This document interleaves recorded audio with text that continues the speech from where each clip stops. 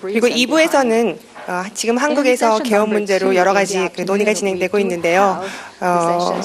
우리보다 먼저 앞서서 정치 각국 공직에 있어서의 동수를 달성한 각 나라들의 사례를 살펴보고 앞으로 우리 개헌에 어떤 식으로 참고사항이 될 수 있는지를 점검해보는 그런 자리를 마련했습니다. 사실 오늘 우리가 제가 굉장히 기쁜 코멘트를 많이 준비했었는데요. 어제 저녁에 있었던 사건 때문에 오늘 그 코멘트를 전부 생략하고 굉장히 참담한 마음으로 사실 오늘 심포지엄을 열게 되었다는 말씀을 드리겠습니다. 어제 있었던 그 유력 진보 정치인의 성폭력 사건은 오늘 우리가 열고자 하는 이 심포지엄의 주제와도 굉장히 깊은 관련이 있는 것 같습니다. 쉽게 말해서 아주 오랫동안 한국이 민주화를 이루었지만 20, 30년 동안 그 남성에게 권력이 집중되어 있을 적에 결국 어떤 일이 발생할 수 있는지, 정권 교체가 일어나도 여성들이 진정한 젠더 평등을 이룰 수 없었던 그 많은 문제들을 한꺼번에 표출시킨 그런 문제라고 생각됩니다. 오늘 1, 2부를 거쳐서 동아시아 3개국뿐 아니라 남녀 동수를 이룬 남녀 동수의 헌법을 이루어낸 다른 나라의 케이스를 보면서 앞으로 우리나라가 어떤 식으로 좀 더 젠더 평등한 그런 나라를 만들어 갈 수 있는지 그런 것을 논의할 수 있는 뜻깊은 자리가 되기를 바라는 마음으로 오늘 개회사를 마치겠습니다. 감사합니다. 오늘 행사를 공동 주최해주고 계신 국회 여성가족위원회 남인순 위원장님의 축사가 있겠습니다. 큰 박수 부탁드립니다.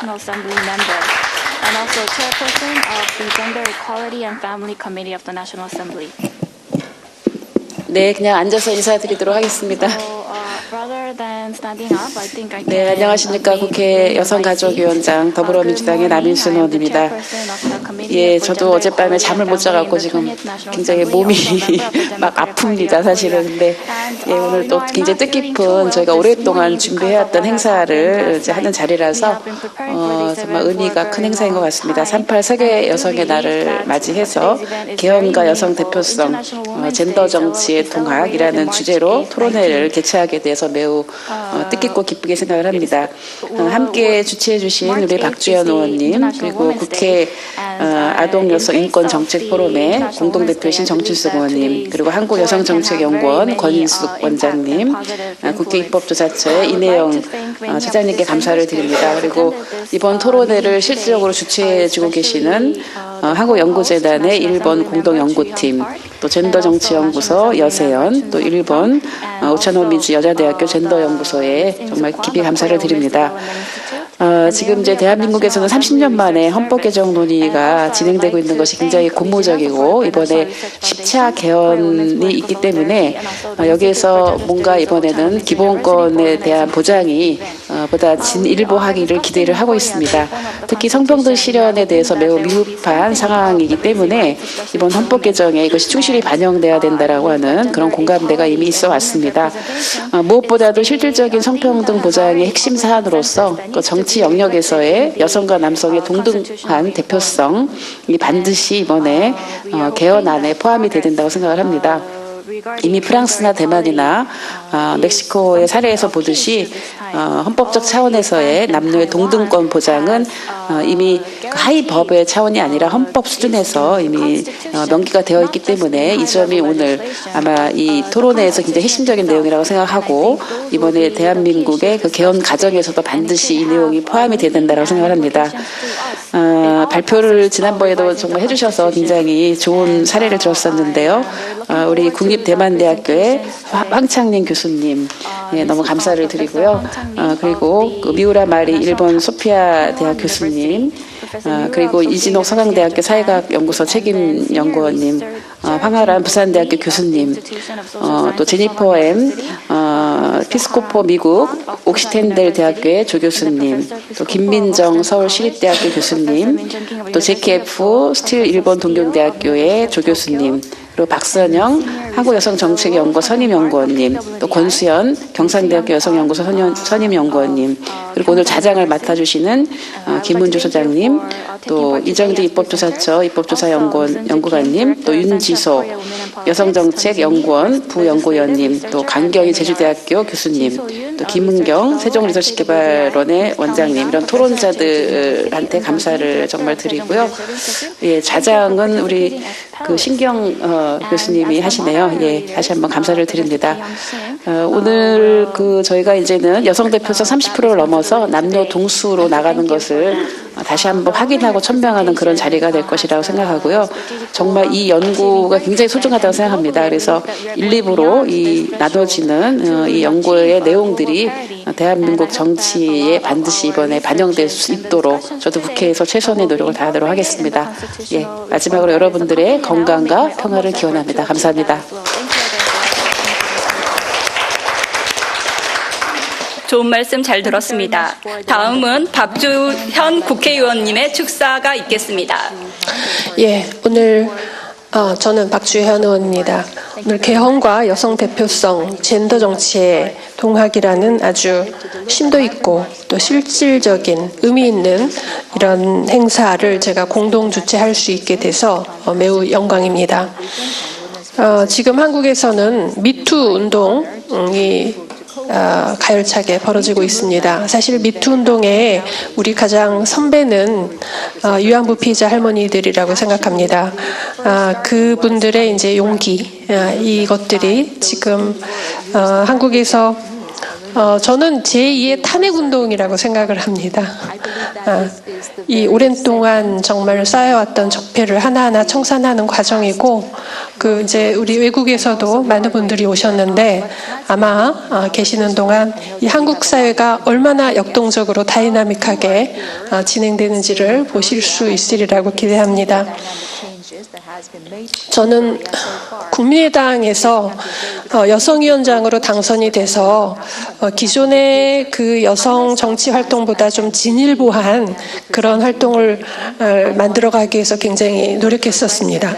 여성이 뭐 자원봉사나 행사에 어떤 동원되는 형식이 아닌 리더로서 우뚝 설 수 있고 지역위원회에서 가장 핵심적인 역할을 하실 수 있도록 먼저 그 골목 이슈, 지역 이슈를 발굴하는 것을 지역의 여성위원장들이 중심이 돼서 지역위원장과 또 시도당을 끌어들여서 함께 만들어가는 그런 과정들을 쭉 거쳤고, 그거를 모든 지역위원회 여성위원장들이 모여서 경진대회를 통해서 서로 정보를 공유하고 또 서로 연대할 수 있는 이런 굉장히 의미 있는 과정을 진행하던 중에 불행히도 뭐 바른정당과 통합을 추진하는 대표에 이제 반대해서 강하게 통합 반대 운동을 했고, 지금은 이제 소속을 탈피하지 못했지만 민주평화당에서 지금 실질적인 활동을 이어가고 있습니다.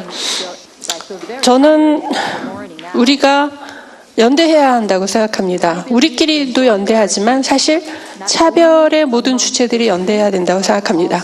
저는 개헌 과정에서 남녀 평등에 관련된 성평등에 관련된 내용이 꼭 들어가야 하지만 그거보다 훨씬 더 중요한 것이 승자 독식 구조를 깨트리는 것이라고 생각합니다. 그 승자 최고위층에 있는 그 승자 독식 구조는 모든 기업, 모든 사회, 모든 정치, 모든 경제에 다 뿌리 박아서 그게 반복적으로 재생산이 되는 것입니다. 그래서 그 근본적인 승자 독식 구조를 깨트리고 모든 차별과 모든 배제와 모든 소외를 함께 없애는 방식으로 접근해야만 우리가 이 문제를 근본적으로 해결할 수 있다.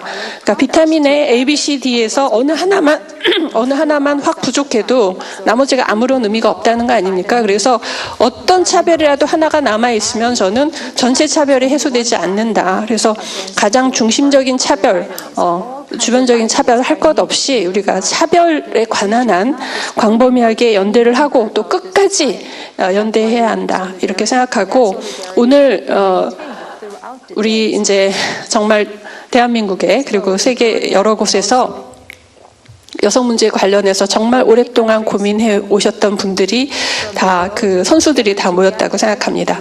그래서 오늘 하루 종일 하는 과정을 통해서 정말 의미 있는 진전이 이루어지고 그것이 성과로 이루어질 수 있도록 구체적인 성과로 나타날 수 있도록 여기에 있는 또 정치인들도 한 몫을 하겠다 이렇게 다짐하면서 제 말씀 가름합니다. 감사합니다. 좋은 말씀 잘 들었습니다. 다음은 아동 여성 인권 정책 포럼 공동 대표를 맡고 계신 더불어민주당 전춘숙 의원님의 축사가 있겠습니다. 큰 박수 부탁드립니다. 네, 반갑습니다. 국회 아동 여성 인권 정책 포럼 공동 대표 정춘숙 의원입니다.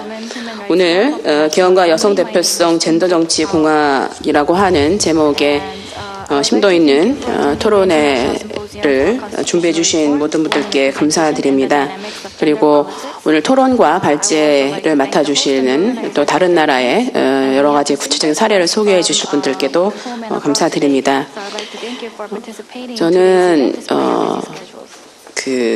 지금 이제 헌법 개정 지금 작년 1월부터 6월까지는 헌법 개정 특별위원회 위원이었고요. 작년 6월부터 12월까지는 정치개혁특별위원회 위원이었습니다. 지금은 헌법 및 정치개혁 특별위원회 위원으로 헌법 개정과 선거제도 개혁에 관한 논의를 하고 있습니다. 작년 초만 해도 사실 헌법 개정에 대한 국회의원이나 국민적인 관심이 있었습니다. 30년 만에 헌법 개정이었고 또 새로운 시대에 걸맞는 헌법을 만들자라고 하는 논의가 그리고 열정이 굉장히 많이 있었다면 현재의 헌법 개정과 관련된 논의는 굉장히 정치적인 이유로 여러 가지 사용되기도 하고 또 버려지기도 하는 이런 상황에 이르고 있습니다. 매우 안타깝게 생각을 하고요. 그러나 헌법이 사실은 우리 사회의 인식과 제도를 구체적으로 담아내는 기본 틀이기 때문에 계속적으로 우리가 관심을 갖고 이야기해야 된다고 생각을 합니다. 제가 인상 깊게 본 것은 지금 나중에 이제 많이 소개해 주시겠습니다만 프랑스나 혹은 멕시코와 같은 경우가 구체적으로 헌법 개정을 통해서 남녀동수를 명시하기도 하고 혹은 선거 후보 명부 작성 시에 남녀동수 규칙을 지키도록 한다든지 이런 구체적인 헌법 개정을 통해서 여성의 대표성을 확대하는 이런 일들을 했다고 생각을 합니다. 지금 우리 사회에서 발생하고 있는 수많은 미투 운동들은 바로 이런 힘의 엄청난 차이로부터 발생하는 것이기 때문에 헌법 개정을 통한 여성들이 우리 사회의 진정한 주체로서 설 수 있는 이런 일들을 우리가 마련해야 된다고 생각을 합니다. 오늘 이 토론회에 굉장히 많은 기대를 갖고 있고요. 또 우리가 서로 배우는 그런 자리가 되었으면 좋겠습니다. 그래서 제가 끝까지 같이 있지 못하고 사실은 인사 말씀만 드리고 가야 됩니다. 너무 죄송한데요. 지금 국회 본청에서 헌법 개정 및 헌법 및 정치개혁 특별위원회 회의가 지금 열리고 있습니다. 제가 거기 위원이어서 말씀드리고 갔다가 또 오도록 하겠습니다. 거기서 또 우리의 의견을 얘기해야 되는 관계로 조금 양해해 주시기 바라고요. 오늘 좋은 토론 기대하겠습니다. 앞으로 저도 헌법 및 정치개혁 특별위원회 위원으로서 좋은 결과 맺을 수 있도록 최선을 다해서 노력하도록 하겠습니다. 감사합니다. 좋은 말씀 잘 들었습니다. 다음은 이번 행사를 공동 주최하고 계신 권인숙 한국여성정책연구원장님의 환영 말씀을 듣도록 하겠습니다. 큰 박수 부탁드립니다. 사실 어제 우리가 거의 핵폭탄급의 충격을 받아서 그 연장선에서 사실 이거를 하고 있어서 그 의미를 잠깐 좀 생각해 봤습니다. 사실 저희가 이제 페미니스트 대통령을 선언하신 이제 대통령을 선출했지만 막상 현실의 구체적인 레벨에서 들어가 보면 젠더 정치나 이런 것들이 반영되고 그 의식이나 의미나 이런 것들이 구체적으로 실현되는 거는 참 확인하기가 어렵습니다. 다들 사실 무시하고 지나가도 아무것도 일어나지 않는 대부분의 이 정책과 이 판단과 이런 것들을 우리가 굉장히 많이 경험하면서 상처도 많이 받고 실망도 하고 또 분투하고 있는 면도 있는데요.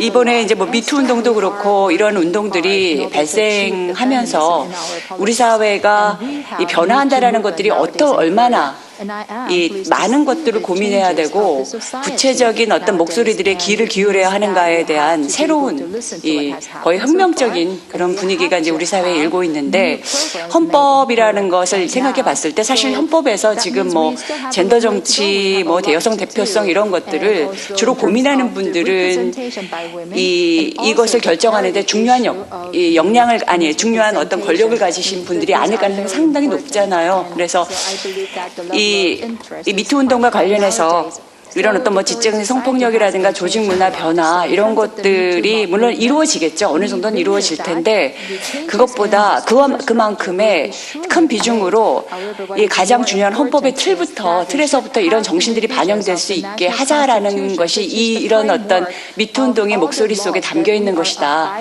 뭔가 이렇게 큰 틀에서부터 변화하지 않으면 그리고 그것이 정말 여성의 목소리와 이 소수자의 목소리들이 담겨지지 않으면 사실 변화하는 건 없다라는 그런 내용들이 여기에 담겨 있다라는 것을 우리가 다시 한번 확인해 봐야 되지 않는가. 너무 당연한 소리 같긴 합니다만 이게 피해자가 된다는 게 너무너무 어려운 일이거든요. 인생이 흔들리는 일이고 본인이 사실 이렇게 삶에서 강하게 자기 삶을 이끌어오지 못한 분들이 피해자가 되면 거의 산산조각 무너지고 그 외부의 어떤 시선과 막 소리와 이런 것들 막 요구와 그걸 정치로 이용하려는 사람들과 막 이런 것 속에서 자신을 이렇게 버텨내기가 힘든데 이렇게 막 피해자들이 엄청나게 나오고 있는 현실이 이런 생각은 전혀 아니었는데 그래서 이런 현실에 대해서 우리가 헌법부터 이렇게 왜 이래.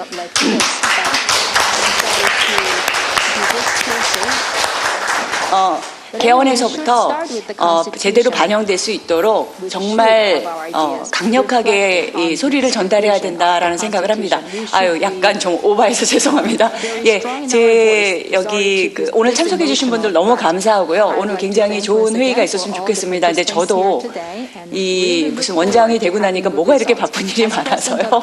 뭔가 보고를 하러 또 가야 되는 상황입니다. 그래서 깊게 함께 참여해서 많은 얘기를 나누고 싶은데 그걸 못하고요. 오늘 좋은 얘기 해주실 분 너무 감사드립니다. 네, 감사합니다.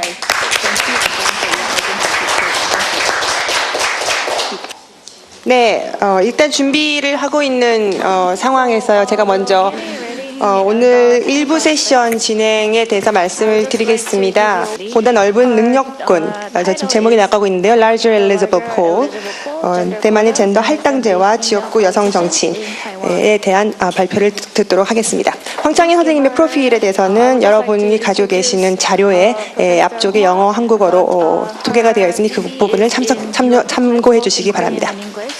창희, thank you. Hi, thank you. It's really a great pleasure to be here. 정말 이 자리에 여러분과 함께 할 수 있게 되어서 매우 기쁘게 생각합니다. 설문조사의 결과에 대해서 발표하는 것으로 알고 있었는데요. 그런데 거기다 대만에서는 저희가 그런 설문조사를 이미 끝내지 못했었고요. 그렇기 때문에 아직까지 결과가 나오지 못하고 있는 상태입니다. 그래서 아직은 결과를 집계하는 상태이기 때문에 제가 이 주제를 좀 바꿔서 대만의 젠더 할당제와 특히 지역구 여성 정치인에 대한 이야기를 해보자라고 결정하게 되었습니다. 일반적으로 많은 분들이 이야기하고 있는 그런 어려운 점 중에서도 가장 어려운 점이라고 한다면 이행에 있어서 이 할당제라고 얘기를 하고 있습니다. 그렇기 때문에 저는 오늘 어떻게 하면은 우리가 지역구 차원에서 젠더 할당제를 만들어서 그리고 또 전국적인 총선에서도 이것이 효과를 가질 수 있게끔 할 수 있을 것인가를 얘기해 보도록 하겠습니다. 제가 제목으로서 좀 더 이렇게 넓은 범위로 만들어서 보다 넓은 능력군이라는 제목을 적었는데요. 여성들이 보다 넓은 능력군이 될 수 있다라고 하는 의미에서 말씀을 드린 것입니다. 더 많은 인재들도 있고 그리고 또 더 많은 여성들이 앞으로 더 선출될 것이라고 믿고 있기 때문입니다. 일부 내용에서는 여러분들께서 일부는 제가 강의를 전에 했었던 곳에서 아마 작년 여름에 같은 방에서 했던 것 같은데 기억을 하실 것입니다. 그 내용과 오늘의 말씀드릴 내용이 좀 중복되긴 하지만 데이터가 좀 더 업그레이드 되어 있다라는 말씀을 드리면서 시작하도록 하겠습니다. 자, 사진을 좀 보여주시기 바랍니다. 자, 여성 의원의 비율인데요. 간단하게 이것을 요약해서 말씀을 드리면 동아시아의 대만, 한국, 일본 3개국을 비교하였을 때 초록색이 대만, 파란색이 한국 그리고 노란색이 일본입니다. 보시다시피 대만은 다른 두 개의 나라보다도 훨씬 더 높이 이 점이 올라가 있지요. 그래서 비율로 본 것입니다. 그래서 여성 의원의 비율을 보여준 것인데요. 1970년대부터 쭉 비교해보면 대만이 쭉 다른 나라보다 올라 있었습니다. 그리고 1970년대부터 대만의 상황에 대해서는 제가 잘 알고 있습니다만 거기에 대한 자세한 내용은 제가 오늘 말씀드릴 자리는 아니고요. 그렇지만 대만이 끊임없이 계속해서 일관성 있게 더 많은 여성들을 의회로 보냈던 그런 경력들을 가지고 있기 때문에 이 부분에서 우리가 이제는 젠더 할당제를 통해서 이것이 가능했다라는 말씀을 드리고 싶습니다. 대만의 지역구 선거와 그리고 또한 총선에서 과거의 독재 시대였던 경우에도 여성의 대표성이 높았다라고 하는 것은 적시할만한 것 같습니다. 그래서 여성의 정치 참여가 끊임없이 높아져 왔다, 그리고 높았었다라고 하는 말씀을 드릴 수 있겠습니다. 혹시 포인트 있으신가요? 예, 없으시면 하겠습니다. 자, 보시다시피 이 3개국을 비교했을 때는 대만이 단연 높습니다. 이 숫자로 놓고 보았을 때. 그런데요, 특히 높아진 것이 2000년대 이후부터입니다. 그리고 또 이제 있었던 2000년도 이후인데요. 그래서 대만과 다른 한국과 일본 간 사이의 격차가 2000년대 이후로 더 넓어지게 되었습니다. 그 당시 그런 것 때문에 지금 현재 지역구에서 여성 의원이 선출되는 비율이 38%에 지금은 이루고 있습니다. 이러한 대만의 의회에서 보면 2005년도에 저희는 헌법에 대한 개정이 이루어졌습니다. 현재의 대만 선거구 제도는 소지역구 제도에다가 더하기 정당 명부 제도입니다. 이것은 한국이 얘기하고 있는 것과 거의 비슷한 내용이긴 하지만 일본과는 약간 다른 제도들입니다. 그렇지만 전반적으로 놓고 보면 3개국이 다 비슷한 제도라고 할 수가 있겠습니다. 소선거제와 정당 명부도 함께도 있는 비슷한 제도들인데요. 이 3개 국가 모두 다 비슷한 그러한 소선거구제에 중점을 두고 있는 것을 알 수가 있습니다. 그래서 2005년도 이후에 대만의 헌법이 개정된 이후에 헌법 개정 이후 첫 번째 선거에서 그것이 2008년도였는데요. 이 당시에 의석의 비율이 지역구 소선거구제와 정당 명부 간의 비율이 73대 73개 의석이었습니다. 그래서 전체 113개 의석 중에서 73개가 바로 의석이 소선거구제에 의해서 선출된 것이었습니다. 그래서 이러한 소선거구제가 크게 높아졌는데요. 그런데 2005년도에 있었던 헌법 개정이 분명하게 정당 명부에서 50%는 여성에 할당되어야 한다라고 하는 것을 명시하고 있었습니다. 총 할당 중에서 얘기하고 있는 것이죠. 총 의석의 비율을 했을 때는 15%가 되고요. 그리고 또한 전체적으로 봤을 때 소선거구제에서는 이런 것이 달라졌는데요. 이 15%가 높지 않아서 많은 실망이 있었습니다. 그래서 이후에 회의가 있었고 또 제가 비교했던 연구가 있는데요. 한국과 대만의 할당제를 비교했던 2000년대 이후의 과정에 대해서 논문을 발표한 것인데 여러분이 관심 있으시면 제가 쓴 논문에 대해서 한번 읽어보시면 도움이 될 것 같습니다. 이 당시에 대만의 페미니즘 운동에서는 사실 실망이 많이 있었습니다. 왜냐하면 2005년도에 헌법 개정이 되었으니까 이미 법적인 준비가 되어 있었고 또한 할당제로 50%가 보장이 되어 있다고 되었는데 개정된 의지 그대로 반영이 되지 못했다라고 하는 것이 실망의 요인이었던 것이죠. 그렇기 때문에 정부에서 받던 할당의 비율이 정당 명부에서 너무 낮았다. 총의석에서 봤을 때는요. 그래서 전체적으로 봤을 때는 5 내지 10%밖에 되지 못했다라고 했기 때문에 정부가 그 이후에 뭔가 좀 해야 되겠다.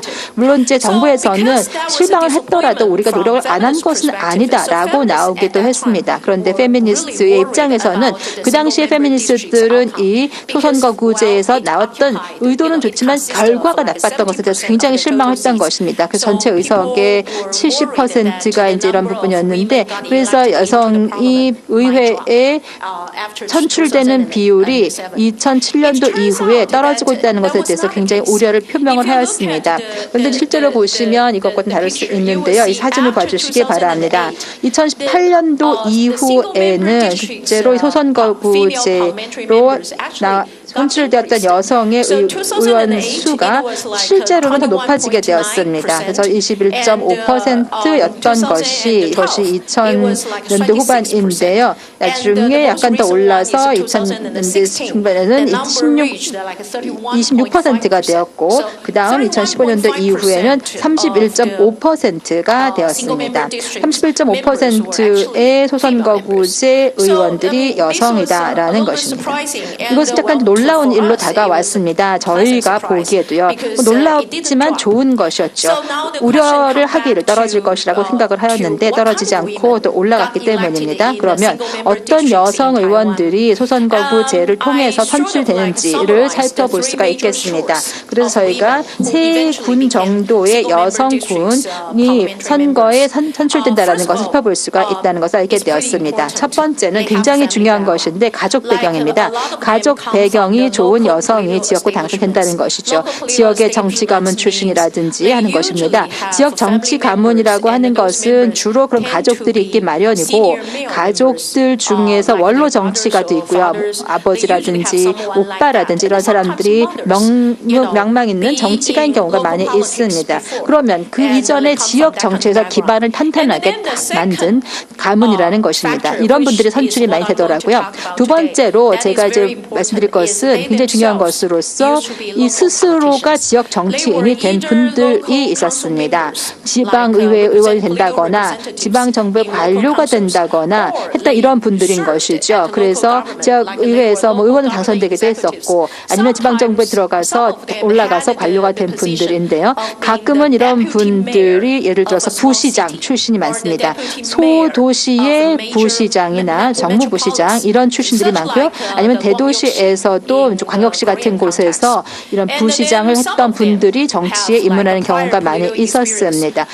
그리고 또 세 번째로는 이전에 정치 경력을 쌓아오신 분들이 선출되었습니다. 의회 보좌관 역할을 했다든지 정당의 간부를 했다든지 이런 분들을 주로 말하는 것이죠. 그렇기 때문에 이제 이런 부분들이 소선거구제를 통해서 지역구에서 당선이 된 분들인데요. 지금 보시는 것은 대략적인 수치입니다. 2008년, 12년, 16년쯤 놓고 보았는데 지역협의회 구성원이라든지 아니면 지방정부의 관료들이 어느 정도 구성이 되는가를 살펴보았습니다. 대만의 소선거구 제도는 3개 단계로 이루어지고 있는데요. 첫 번째는 대도시, 그래서 대도시 징계겠고요. 그다음 두 번째가 신화현, 그리고 세 번째가 진해나 군 차원에서 이루어지는 선거들입니다. 여기서 보시면 숫자들을 보시면 시간이 지남에 따라서 약간씩 올라가는 것을 볼 수가 있겠죠. 그래서 최초의 전환기가 이제 있었던 것입니다. 처음에는 2008년도였습니다. 대략적으로 보았을 때 전체적으로 32%에서 40% 사이 정도가 처음에 최초 전환기를 맞게 되는데요. 그래서 지자체라든지 혹은 대도시에서 선거되는 것입니다. 그런데 여기서 보면 어느 정도 약간 안정적인 모습을 보이는 것을 알 수가 있습니다. 이 지역 내에서 이 숫자들을 보시면요. 다음으로 대만의 지방선거에 대해서 말씀을 드리겠습니다. 대만의 지방선거는 과거에는 일본과 비슷했습니다. 단기 비양식 투표제와 그리고 중대선거구제가 1950년대 이후에 계속 유지가 되었었는데요. 이것은 상당히 큰 선거구제입니다. 중간급 그리고 대형급의 선거구제를 구성하는 것이었고요.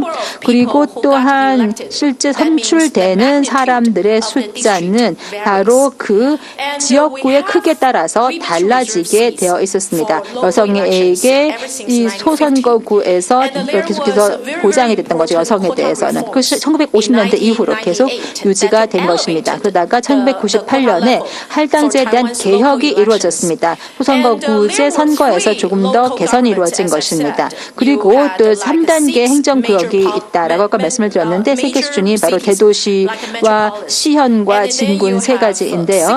이 세 가지에서 전체적으로 16개의 도시와 시현 등이 있는데 전체적으로 6개 이상의 또 진과 군이 있습니다. 그래서 지방선거가 있을 때에는 항상 어느 정도의 할당제의 요건이 있느냐에 따라 사라지게 되는데 이 할당 요건은 전체적으로 4명 중에 1명 정도는 여성 당선인에게 주어져야 한다라고 되어 있습니다. 그래서 전체적으로는 실제로 봤을 때 4분의 1에서 7분의 1까지 내려가긴 합니다. 왜 7분의 1까지 내려가냐면요. 왜냐하면은 이 문구가 써져 있을 때 4개의 선거구 중에 하나라고 되어 있지만 그러나 이 규모에 따라서 5개나 6개, 7개가 선출되는 경우도 있거든요. 그래서 적어도 하나라고 했기 때문에 이제 8개가 넘어가게 되면은 그러면은 두 번째 제2 예비석이 주어지게 되기 때문입니다. 7분의 1 이상은 더 가지 않습니다. 그런데 만약에 여성들이 충분히 경쟁력이 있다라고 하면 어떤 지정 의석도 아마 요구되지가 않았을 것입니다. 예를 들어서 어떤 4명의 선출인들을 선정하게 되어 있다라고 한다면 이것에 대해서는 한 명은 전장되길 수 있겠지만 그러나 우리가 얘기했듯이 충분한 경쟁력이 있다. 그럼 여성이든 남성이든 관계가 없기 때문에 그 여성에 대해서 어떤 의석이 요구되거나 하지는 않았을 것이라는 것입니다. 그래서 대만이 이 여성에 대한 지정 의석이 사용도 되었었고 이행도 되었었고 그래서 이런 것들이 지방선거에서 나타났던 것이었습니다. 그러다가 2002년도에 선거에서 개혁 후에 첫 번째로 선거가 이루어진 것이 되었는데 이래서 할당제가 계속해서 높아지게 되었습니다. 5%였던 것에서 10%였던 것이 이제는 20 내지 25%까지 올라가게 된 것이죠. 그래서 이런 결과가 나오게 된 것입니다. 이 결과가 바로 이 그림입니다. 제가 한자로 나와 있는 거를 바꿨어야 되는데 바꾸지 못했네요. 죄송합니다. 파란색 점은 후보자를 얘기하는 것입니다. 그리고 빨간색 점은 오렌지색이네요. 오렌지색 점은 선출된 사람을 얘기하는 것입니다. 그래서 2002년 이후에 굉장히 크게 높아진 것을 볼 수 있습니다. 후보자 숫자도 올라갔고 선출된 사람의 숫자도 크게 올라갔습니다. 2002년이 기점이 된 것이죠. 자, 이 숫자들은 평균 숫자입니다. 평균적으로 제가 아까 얘기했던 세계 수준, 대도시, 시현, 진군 모두 얘기해서 평균을 내었을 때에 전체적으로 25%, 30%까지 최근 다 올라간 것을 볼 수가 있습니다. 실제로 가장 높은 수준은 여성이 한 도시에서 대만에서 지금 현재 40%가 넘어간 경우도 있습니다. 그래서 2선으로 계속해서 선거에 선출된 경우가 40% 넘는 것이죠.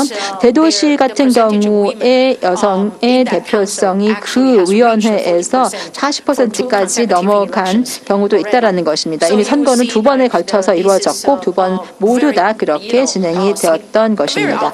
그렇기 때문에 정말 이게 영향이 크다라는 것을 알 수가 있죠. 그만큼 많이 쿼터 할당제가 올라갔고 그 결과가 크다라는 것을 알 수 있습니다. 지금 보시는 것이 굉장히 중요한 숫자들인데요. 이렇게 할당이 높아지면 높아질수록 실제로 보시면은 이제 그 지정 의석을 이용하는 것이 줄어든다라는 것을 알 수 있습니다. 할당을 올렸는데 할당은 실제로 올라갔는데 경쟁력이 있는 여성들이 선거에 나가서 진출을 하게 되기 때문에 실제로 지정돼야 할 의석은 그만큼 많이 필요가 없다라는 것입니다. 그만큼 경쟁력이 있기 때문이지요. 그래서 이것을 한 단계 정도 나누어서 볼 것 같으면은 그리고 이제 숫자를 한번 쭉 보시면은요. 지금 보시는 것이 바로 지정된 의석의 숫자인데요. 전체의 의석 중에서요. 자, 지정 의석을 사용한 비율입니다. 보시면은 전체 합계가 있고 그다음에 여성이 이렇게 있는데요. 2002년도를 보시겠습니다. 그다음에 2014년도 쭉 제일 밑에 있죠. 보시면 이 비교를 해보시기 바랍니다. 선거 후에 나오는 숫자들인데 이 영향이 굉장히 크다라는 것을 알 수가 있습니다. 여성 중에서 지정 의석을 통해서 선출된 여성의 숫자는 이제는 굉장히 적습니다. 특히 대도시는 그렇죠. 거의 없다라고 보셔도 무방합니다. 대도시에서는 여성의 지정 의석을 통해서 선출됐다는 것이 별로 없다는 것이죠. 그런데 이것이 시현으로 내려가거나 진군으로 내려가게 되면 좀 분명하게 보입니다. 그만큼 많이 떨어진 것을 알 수가 있습니다. 대도시는 원래부터 별로 이용하지 않았지만 시현이나 진군에서는 2002년도에는 숫자가 높아졌지만 2014년을 놓고 보면 굉장히 많이 떨어진 겁니다. 즉 시현에서는 여성 여성이 전체에서 지정의석을 사용했던 비율이 16%였던 것이 2014년도에는 0.06%가 되었고요. 최근에 있었던 선거에서 보여진 것이죠. 즉 거의 0에 가깝습니다. 0에 가깝다는 것은 어느 여성도 지정의석을 사용해서 선출되지 않았다라는 것입니다. 즉 여성이 선출됐다. 이것은 그만큼 경쟁력이 있다라는 뜻이라는 것입니다. 지정의석이 있기는 있지만 쓰이지 않았다라는 것이죠. 왜냐하면 지정의석이라고 하는 것이 실제로 오히려 감소되는 효과를 가져왔던 것입니다. 이런 부분에 대해서 우리가 굉장히 많이 얘기를 하고 있는데요. 그럼 지정의석제를 통해서 지방선거에서 선출된 사람은 사실 누구인가 한번 볼 수 있겠습니다. 2년 전에 제가 동료들과 함께 논문을 발표한 바가 있었는데요. 대만의 데이터를 활용을 해서 지정의석제를 사용을 해서 선출된 여성이 누구인가라고 살펴보았더니 이것은 거의 남성과 동등한 자격을 갖춘 그리고 또한 능력을 갖춘 사람들이라는 것을 알 수가 있었습니다. 그래서 남성과 동등하거나 남성보다 더 나은 능력을 겸비한 여성이 지정의석제를 사용한 것이죠. 그렇지만 이 할당제 유인 효과로 인해서 할당제가 지정의석을 사용하지 않게 되는 효과를 가지고 있게 되었는데 그렇기 때문에 여성이 실제 능력이 있으면 훨씬 더 선출될 수 있는 가능성이 높아지게 되는 것인데요. 이런 경쟁력에 대해서 더 높아지게 되면 그만큼 선출될 가능성이 높아지게 되는 것이죠. 그리고 2000년에서 2010년도 사이에 지정의석으로 선출된 여성이 300명이 있었는데 그중에서 185명이 현직 의원이었습니다. 즉 이 현직 의선 숫자도 역시 문제가 된 것이죠. 그래서 이 경쟁력이라고 하는 것이 매우 중요하다는 것을 알게 되었습니다. 그리고 2014년도에 최근 선거가 있었는데요. 34명의 지정의석에 선출된 여성들 중에서 17명, 즉 50%가 현직 의원이었습니다. 그래서 17명의 현직 중 6명이 남성 현직을 대체했는데요. 이것도 역시 많이 떨어진 것이죠. 그래서 현직을 대체했다라고 하는 것이 35%였습니다. 서로 다른 종류의 효과인 것입니다. 이것은 이렇게 우리가 살펴볼 수 있는 것처럼 중요하게 살펴볼 수 있는 것은 다음과 같습니다. 즉 보다 넓은 능력군이 있다는 것이죠. 점점 더 많은 증거가 나오고 있습니다. 선거를 해보면 그만큼 많은 증거가 나오는 것인데요. 앞으로 다가오는 2018년도의 지방선거에서는 6개의 대도시 가운데서 5곳에서 이미 여성이 시장직에 출마 의사를 표명했습니다. 굉장히 중요한 이러한 직이죠. 왜냐하면 시장직이 되면 굉장히 높은 차원에서 있어서의 정부 지도력을 가지게 되기 때문입니다. 그런데 이 여성들 중에 거의 대부분들이 다 지역구 의원들입니다. 이 출마 의사를 표명한 분들이요. 그래서 이러한 부분에서는 지역구 위원회에서 일을 해서 중앙으로 들어가겠다라는 것입니다. 그렇게 하기 위해서는 대도시의 시장직을 거치는 것이 가장 중요한 관군이라고 할 수가 있겠고요. 그래서 이러한 행정직의 중앙직이라든지 하는 것으로 들어갈 수 있는 발판이 되기 때문입니다. 그래서 굉장히 이러한 현황들의 발전 상황이 굉장히 흥미롭다라고 할 수가 있겠습니다. 16개의 시나 현 의회 중에서 굉장히 흥미로운 것은 보수 성향의 국민당이 시장직에 이미 여성을 6명을 지명을 했다는 것입니다. 그리고 언론이 국민당이 아마 11명의 여성을 출마시킬 것이라고 보도하기도 하였습니다.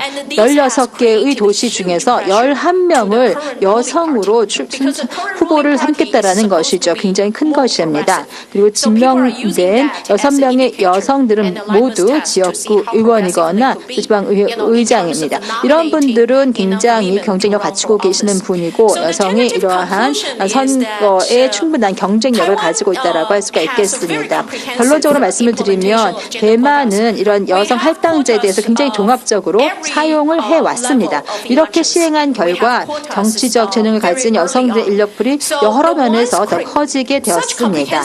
이렇게 종합적인 이행을 했기 때문에 점점 더 많은 여성의 능력군들이 더 만들어질 수 있게 되었죠. 그래서 하나의 커다란 망을 만들어서 여성을 더 키웠던 것이라고 할 수 있겠습니다. 그러한 직위에 여성이 들어가기 위해서는 어떤 자격을 갖춰야 하는지, 어떤 자격이 갖추고 있는지 등을 유용성을 더 알 수 있게 되었다라는 것입니다. 또 지방선거에서는 할당제가 굉장히 유용성이 있었습니다. 그런데 이제 뜻밖의 유용성을 가지고 왔던 경우도 많이 있었는데요. 그것이 우리가 단기 비양식 선거제도를 사용했을 때였습니다. 단기 비양식 선거제도는 여성들이 실제로 할당제를 사용하지 않고도 선거에 출마하고 당선되도록 유도를 했던 것입니다. 이를 통해서 할당제가 더 높아지게 되지만 그 할당을 굳이 사용할 필요가 없게 되는 그런 효과가 나타난 것입니다. 굉장히 흥미로운 효과인 것이죠. 그래서 여성들로 하여금 더 많이 출마를 하도록 유도했다라고 하는 그러한 효과를 가지고 있습니다. 굳이 할당제 사용하지 않지만 그래서 많은 여성들이 정계에 진출하자 대만의 가부장적인 정치 문화도 서서히 변화하고 있고 이것이 나타나고 있습니다. 이러한 결론을 좀 말씀을 드리자면 한 가지 미투 운동에 관한 사소한 얘기를 좀 말씀드리고 싶은데요. 저는 사실 한국의 미투 운동에 대해서 굉장히 큰 감명을 받고 있는 사람입니다. 제가 대만 친구들과 얘기를 많이 나눠봤습니다. 이 미투 운동이 왜 이렇게 대만에서는 큰 발전을 이루지 못하고 있을까? 다른 나라와 다르게 한국은 이렇게 잘 되고 있는데 라고 얘기를 해봤는데요. 저희가 생각했던 제 친구와 제가 생각했던 이유 중에 하나는 대만의 구조가 탈집중화되어 있기 때문이라고 생각을 했습니다.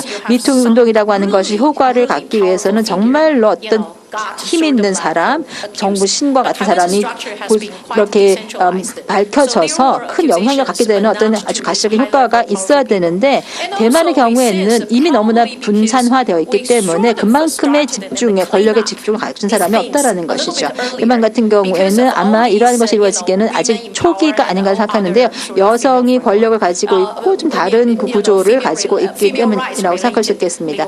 여성이 법적인 측면에서 더 많이 올라갈 수 있는 가능성은 그래도 크다고 봅니다. 여기서 멈추겠습니다. 감사합니다. 오늘 발표자는 미우라 마리 소피아 대학 교수이고요. 연구는 미우라 마리 그리고 저 그리고 동경대학교의 제키 스틸 선생님 세 사람이 함께한 공동 연구를 발표하시겠습니다.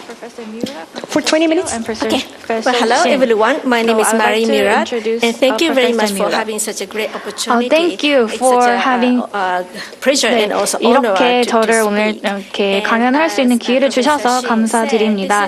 신기영 교수님이 말씀 주셨듯이 이것은 공동 연구를 발표하는 자료입니다. 그래서 저와 그다음에 제키 스틸 교수님 그리고 신기영 교수님이 이제 함께 저희가 공동으로 연구를 한 것이고요. 오늘 이 세션에 이제 그 신기영 교수님께서 이제 그 저장을 맡고 계신데 오늘 저희가 함께 연구한 내용을 발표드리겠습니다.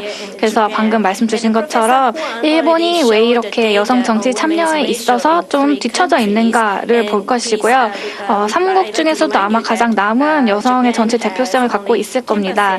방금 말씀드렸던 것처럼 이제 중의원에서 한 10% 정도밖에 되지 않고요. 제가 알기로는 한국은 17%, 대만은 38% 정도로 알고 있는데 굉장히 낮은 수치죠. 그래서 참의원은 조금 다릅니다.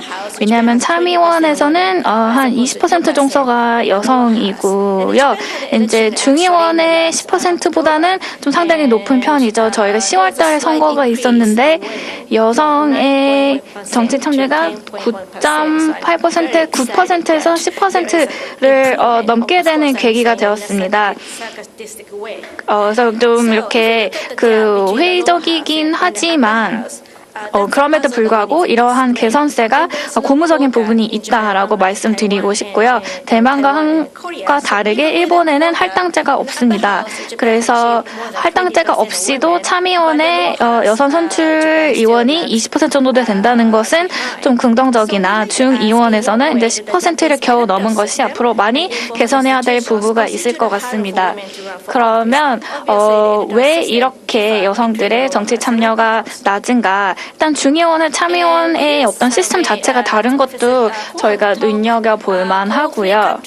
3국 모두가 굉장히 비슷한 질문을 갖고 있는 것 같습니다. 그래서 2년 전에 일본이 그 전체 의원 수가 727이고 10%가 채 되지 않는 응답을 받았습니다. 설문조사에서. 그래서 자민당, 공민당 그리고 야민당 의원들로부터 설문조사를 받았고요. 그리고 이에 더해서 14명의 의원에 대해서 저희가 반구도식 인터뷰를 진행했습니다. 그래서 이 설문조사와 연구에 관한 결과를 오늘 말씀을 드리는 것이고요. 제가 오늘 좀 강조하고자 하는 것은 3가지 질문입니다. 그래서 그 남녀가 정치에 진입을 어떻게 하는가 그 차이점에 대해서 좀 알려주는 질문들인데 다음의 요소들이 남성과 여성에서 선거에 출마하는 데 있어서 얼마나 중요하게 고려되는 사항들인가 이러한 부분들을 저희가 좀 중요한 질문으로 봤고요. 이것이 결과입니다. 그 황색이 남성이고 그 다음에 회색이 여성입니다.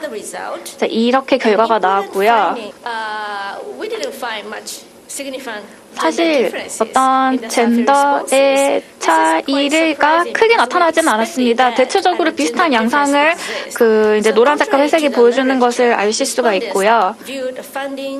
그래서 어떤 작은 명성, 학력은 출마를 고려할 때 크게 중요한 요소로 생각하고 있지 않았습니다. 남성, 여성 모두요. 그렇지만 어떤 가족의 지원, 정당의 지원, 유권자의 지지가 훨씬 더 중요한 요소다라고 이야기를 했습니다. 역시 남녀의 차이는 크게 나타나지 않았습니다. 네, 여성 후보자에 있어서 남성 의원들이 아마도 성별 역할 규범이라나 가족에 대한 돌봄이나 뒷바라지가 굉장히 중요한 요소가 될 것이다 라고 생각한 반면에 여성 후보자들이나 여성 의원들은 그렇게 생각하지 않았습니다. 그래서 여기에서 어떤 젠더의 차이가 나타났고요. 관련해서 좀 인터뷰 때 저희가 좀 더 자세히 물어봤습니다. 그래서 많은 그 인터뷰에서 남성 후보자에게 이제 아내는 어떤 굉장히 중요한 대체역이나 아니면 굉장히 또 중요한 보완적인 역할을 할 수가 있다고 이야기했습니다. 그래서 정치에서 어떤 남편을 대신해서 그 아내가 어떤 연설을 한다거나 어떠한 그 유세에 적극적으로 나설 수가 있는데 사실 그 반대는 성립되지 않습니다. 남편이 여성 후보자를 위해서 크게 기여할 수 있는 게 없는 반면 오히려 부담이 되는 반면 아내는 남성 후보자에게 중요한 자산이 될 수 있는 것이죠.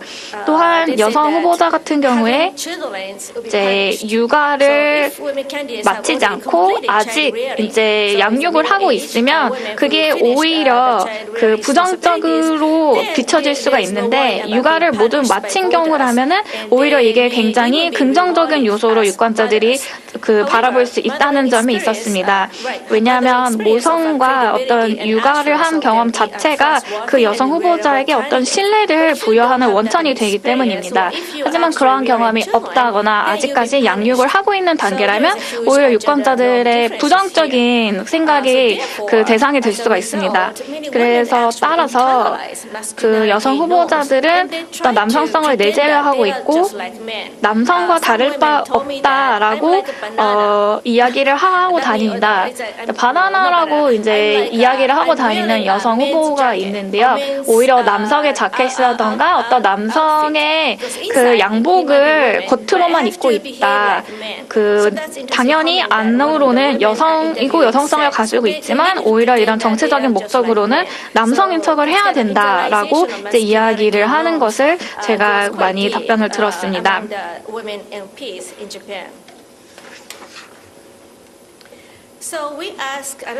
또 한 가지 질문을 했습니다. 저희가 정당의 지지가 어떤 출마를 결정하는 데 있어서 굉장히 중요한 고려 사항이라고 했는데 그럼 누가 정당의 지지를 받을 수 있는가라는 질문을 했습니다. 그래서 어떠한 자격 요건들을 정당이 중요하게 생각을 할까 공천을 결정하는 데 있어서 그래서 여기에 그 결과물을 보실 수가 있고요.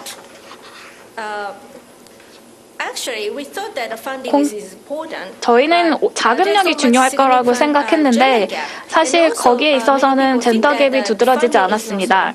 오히려 자금력보다는 어떤 후보자의 전문적인 경력이 훨씬 더 중요하다는 답변을 받았습니다. 그럼 어떠한 이 전문 경력을 가지고 있어야 되는가 정당의 공천을 받기 위해서는 여기에는 굉장히 큰 젠더 갭이 있었습니다.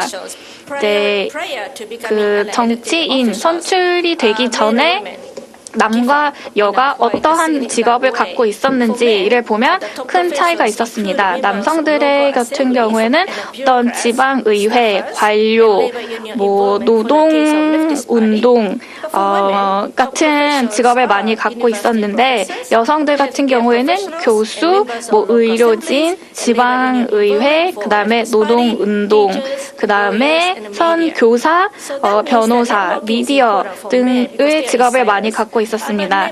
네트워킹과 그 남자들 같은 경우에는 네트워킹이 중요했고 여성들 같은 경우에는 지명도가 굉장히 중요하다고 보여지고요. 특히나 참의원에서는 이 이름이 얼마나 이미 많이 알려져 있고 인지도가 있는가가 굉장히 중요한 요소가 되는 것으로 나타났습니다. 그렇기 때문에 어떤 미디어 경력을 가지고 있고 어떤 PR 경력을 갖고 있는 여성들이 좀 두드러졌다고 볼 수 있고요. 이 직업적인 측면에서 경력적인 측면에서 남녀의 차이가 많이 나타났습니다.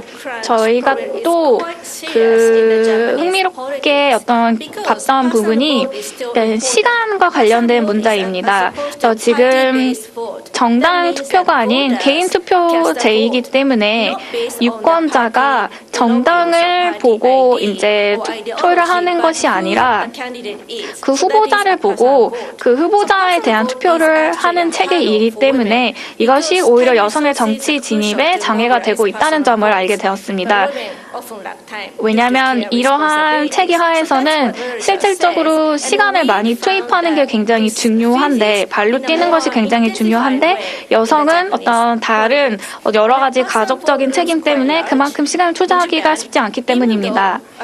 일본에서는 일본, 한국, 대만이 그 유사한 선거 제도를 가지고 있다 하더라도 이러한 시간 부족이 특히나 일본의 문제가 되는 이유를 찾아보려고 했습니다. 그래서 저희가 이제 그런 인터뷰를 통해서 알게 된 점은 그 일본에서 선거에서 선출되기 위해서 가장 중요한 요소 중에 하나가 무엇이냐. 그래서 직접 발로 뛰면서 또 유권자들을 대면하는 것이 굉장히 중요하다라는 점을 알게 되었고요. 그 아까 말씀드린 것처럼 어떤 신뢰받는 후보자가 되고 그런 후보를 보고 이제 투표를 하는 체계이기 때문에 이 지명도와 인지도를 올리는 게 굉장히 중요하기 때문입니다.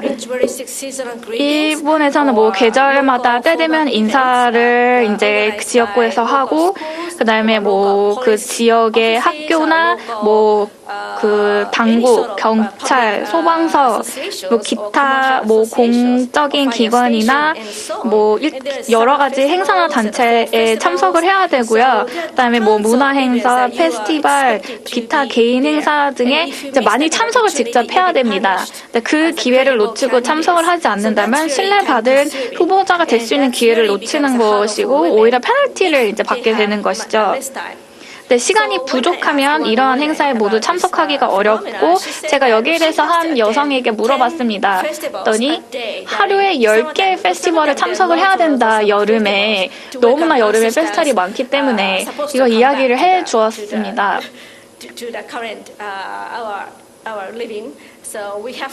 그렇기 때문에 특히나 일본에서 여름에 행사가 굉장히 많습니다. 그래서 하루에 10개를 참석을 해야 된다고 말씀하셨는데 매 행사마다 먹어야 되고 이제 그 볶음면을 먹어야 되는 거죠. 그럼 하루에 볶음면을 10그릇을 먹어야 되는 것입니다. 그래서 솔직히 누가 그렇게 하고 싶겠습니까? 그래서 이제 그런 것들이 굉장히 쉽지 않은 것이고요. 동시에 또 가을에는 운동회가 많습니다. 일본에서는 운동을 하는 계절이죠. 날씨가 뭐 덥지도 않고 춥지도 않기 때문에. 그래서 그 체육 행사나 운동회를 많이 다니고 이게 뭐 하루에 15개씩 가야 된다고 이야기를 또 해주었습니다. 그래서 만약에 이제 아직 뭐 아이를 돌봐야 되거나 육아를 해야 되거나 하면은 하루 종일 혹은 주말 내내 이렇게 모든 행사를 참석하기가 굉장히 어려워지는 것입니다.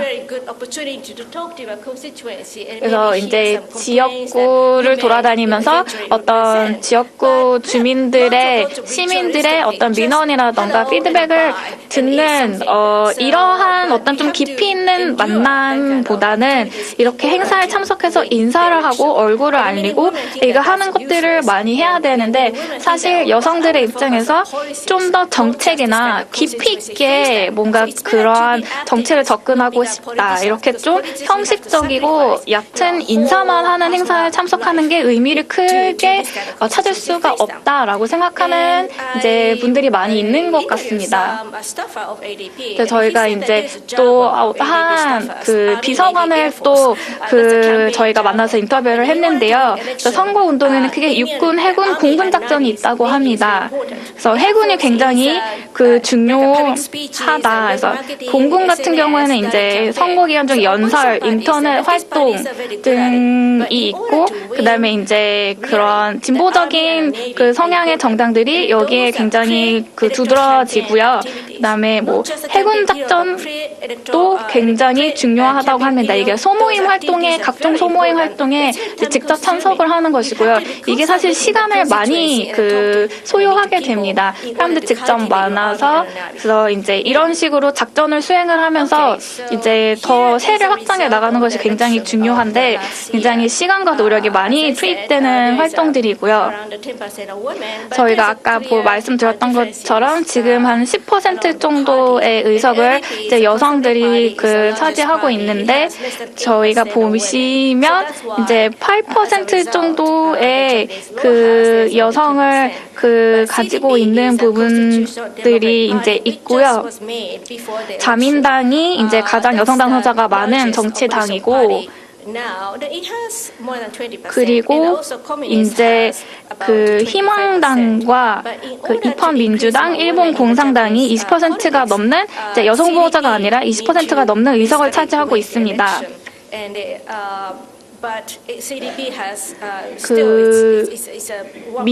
입헌민주당 같은 경우가 이제 굉장히 큰 어떤 지배력을 의회에서 갖고 있고요. 입헌민주당 같은 경우에는 남성과 이제 비슷한 선거 전략을 해야 되는데 아까 공군 작전을 굉장히 잘하는 당입니다. SNS, 연설, 인터넷 같은 거를 많이 하는데 여기에 어떤 자민당에 비해서 실제로 직접 발로 뛰는 페이스타임 활동을 많이 하지는 않습니다. 그래서 이제 아까 말씀드렸던 것처럼 페이스타임을 직접 발로 뛰는 활동이 여전히 굉장히 중요한 선거 유세 방법이고요. 그다음에 특히나 이런 페이스타임 활동이 중의원의 지역구, 소선거제 지역구에서 굉장히 중요한 활동이 됩니다. 또 이제 공민당 여러 가지 정치당의 지금 표가 여성 후보가 몇 명이고 당선자가 몇 명이었는지가 여기 나오는데요. 중의원 선거 결과로 이게 지금 참의원과 중의원은 다릅니다. 참의원 같은 경우에는 구 자체가 더 크고요. 그 다음에 이제 우와 그 어떤 진보적인 성향 그리고 보수적인 성향의 정당 두 개를 가지고 이제 그 투표를 하는 경우가 많기 때문에 이 참의원에서는 오히려 어떤 정당의 어떤 그 이름이 중요해지는 반면에 아까 중의원 같은 경우에는 개별 투표제이기 때문에 그런 직접적인 그 활동들이 그래서 인지도를 올리는 활동들이 굉장히 더 중요하고요. 지역구가 더 작기 때문에 그 전체 작은 지역구를 직접 돌아다니는 게 굉장히 중요합니다. 그 70에서 80%의 후보자가 그 소 지역구에 그 출마를 하는 사람들이고요. 그래서 일본 시스템 같은 경우에는 PR 시스템을 대만이나 한국처럼 적극적으로 활용할 수 없는 이유이기도 합니다. 그래서 이러한 그렇게 지역구가 작기 때문에 이 지역구마다 경쟁이 또 굉장히 치열합니다. 그래서 자민당의 어떤 지배적인 그 우세가 계속 진행된다면 그 자민당 자체가 굉장히 유력해지기 때문에 그런 페이스타임 활동의 중요성이 자민당 후보에 대해서는 줄어들 수가 있는데 여기와 경쟁하는 다른 당의 후보자들은 오히려 그 페이스타임 활동이 더 중요해질 수가 있습니다. 네, 그렇기 때문에 이러한 어떤 특징 때문에 여성의 어떤 정치 참여가 타국에 대해서는 많이 낮게 되는 것 같습니다. 감사합니다. 오늘 발표는 이진호 여세현 대표께서 해주시도록 하겠습니다. 기본적으로 이제 한국의 정치제도는 여기에 다 와 계시니까 아시는 바이시죠. 한국은 기본적으로 단순자 다수제의 이제 지역구와 비례대표제에 혼합되어 있는 모습인데 그런데 중요하게는 이제 비례대표제가 의석 비율이 굉장히 적다 보니까 비례대표제의 효과를 제대로 만들고 있지 못한 상황인 것이 분명히 있고요. 그리고 2004년도에 그 결과 도입되었었던 할당제의 효과가 제대로 발휘되지 않고 있다라고 한 점입니다. 할당제는 기본적으로 비례대표에서는 동수의 원칙으로 교호순번으로 작동을 하고 있고 그리고 정당법과 그리고 당원당규의 지역구 의무공천 30%라고 하는 것이 명시되어 있음에도 불구하고 그것에 대해서 강제할 수 있는 조항이 없다 보니까 이것에 대한 효과가 제대로 나타나고 있지 않은 것. 그런 의미에 있어서 저희 레지나 연구팀, 레지나는 Research on Gender Inequalities in the National Assembly라고 하는 이제 국회 내에서의 젠더 불평등에 대한 연구라고 하는 것의 약자인데요. 저희 레지나 팀이 갖고 있는 문제의식은 바로 이거였습니다. 왜 할당제라고 하는 제도가 제대로 효과를 발휘하지 않는가. 보시면 아시겠지만 사실 많은 사람들이 할당제 이후에 그래도 여성 비율이 많이 증가했다라고 하지만 저희가 100%라고 하는 것을 보았을 때 아직 저희는 아직까지도 남성 지배에 있어서 가장 여성은 적은 소수 집단에 불과하다라고 하는 것을 알 수 있습니다. 할당제가 도입이 됐었던 2004년도에는 그 전에 국회와 비교를 했을 때 2배 이상 증가하는 효과를 만들긴 했으나 2004년 13%에서 2016년 20대 총선의 결과 증가폭은 4%에 불과했다라고 하는 것이 저희 연구진이 갖고 있었던 문제의식이었습니다. 도대체 왜 그럴까? 그런 점에 있어서 저희의 이제 그런 문제에서 가장 중요한 것은 물론 당연히 이제 공식적인 제도가 강제 할당 조항이라든가 이런 처벌 조항이 없다 보니까 제도가 제대로 발휘하지 못한다라고 하는 문제도 있었겠지만 저희의 가장 더 중요하게 보았던 문제는 공식 제도보다는 비공식 제도들, 다시 말해서 정당이나 의회 내 젠더 규범, 관행, 문화, 의미 등이 젠더 불평등을 해소하기 위한 공식적인 제도들의 효과를 혹은 의도를 취도를 감소시키고 약화시키는 방향으로 작동한다라고 하는 것이었고 그를 위한 굉장히 중요한 저희의 개념은 이것입니다. 지금까지 어떻게 보면 여성 할당제를 비롯해서 여성의 정치적 대표성이라고 하면 저희가 집중했었던 것은 여성의 과소대표성, 여성의 저대표성 혹은 여성 의원의 비율을 중심으로 했다라고 하면 저희 연구진의 문제의식은 이제 그 포커스가 여성, 과소대표되고 있는 여성이 아니라 과잉대표되고 있고 독점하고 있는 남성 집단의 그 질문을 던져야 한다라고 하는 것에 대한 문제의식으로 전환을 한 것이고, 이것은 어찌 보면 현재까지 저희가 진행해왔던 여성 정치의 현황에 대한 리서치의 연구의 패러다임이나 접근법에 굉장히 중요한 전환법을 의미하는 것이라고 생각을 합니다. 그래서 올해 2000원조에서는 아까 일본에서 발표하셨던 선생님처럼 이제 지역구나 아니면 전현직 의원들의 인터뷰를 통해서 저희 또한 좀 더 자세하게 남성 정치가 어떻게 작동하고 있는가라고 하는 것에 대한 연구를 할 텐데요. 그러한 연구 결과는 여기에는 아쉽게도 아직 발표는 되어 않지만 저희가 갖고 있는 가장 중요한 문제의식은 이것입니다.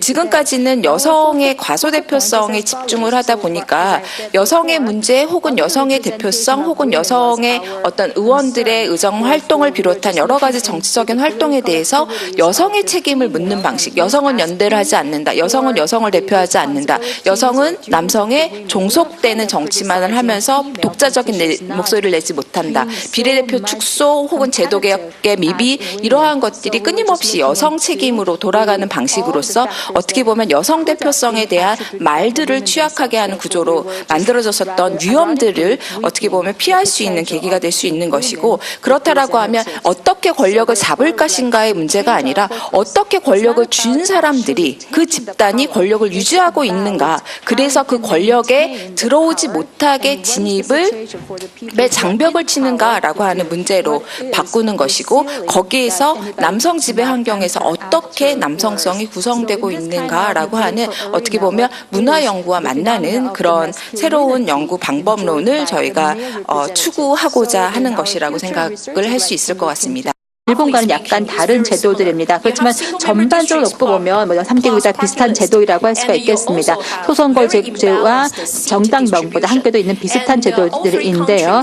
이 3개 국가 모두 다 비슷한 그러한 소선거구제에 중점을 두고 있는 것을 알 수가 있습니다. 그래서 2005년도 이후에 대만의 헌법이 개정된 이후에 헌법 개정 이후 첫 번째 선거에서, 그것이 2008년도였는데요. 이 당시 의 의석의 비율이 지역구 소선거구제와 정당 명부 간의 비율이 73명대, 73개 의석대였습니다. 그래서 전체 113개 의석 중에서 73개가 바로 의석이 소선거구제에 의해서 선출된 것이었습니다. 그래서 이러한 소선거구제가 크게 높아졌는데요. 그런데 2005년도에 있었던 헌법 개정이 분명하게 정당 명부에서 50%는 여성의 할당되어야 한다라고 하는 것을 명시하고 있었습니다. 총 할당 중에서 얘기하고 있는 것이죠. 총 의석의 비율을 했을 때는 15%가 되고요. 그리고 또한 전체적으로 봤을 때 소선거구제에서는 이제 이런 것이 달라졌는데요. 이 15%가 높지 않아서 많은 실망이 있었습니다. 그래서 이후에 회의가 있었고, 또 제가 비교했던 연구가 있는데요. 한국과 대만의 할당제를 비교했던 2000년대 이후의 과정에 대해서 논문을 발표한 것인데, 여러분이 관심 있으시면 제가 쓴 논문에 대해서 한번 읽어보시면 도움이 될 것 같습니다. 이 당시에 대만의 페미니즘 운동에서는 사실 실망이 많이 있었습니다. 왜냐하면 2005년도에 헌법 개정이 되었으니까 이미 법적인 준비가 되어 있었고, 또한 할당제로 50%가 보장이 되어 있다고 되었는데 개정된 의지 그대로 반영이 되지 못했다라고 하는 것이 실망의 요인이었던 것이죠. 그렇기 때문에 정부에서 봤던 할당의 비율이 정당 명부에서 너무 낮았다. 총의석에서 봤을 때는요. 그래서 전체적으로 봤을 때는 5 내지 10%밖에 되지 못했다라고 했기 때문에 정부가 그 이후에 뭔가 좀 해야 되겠다.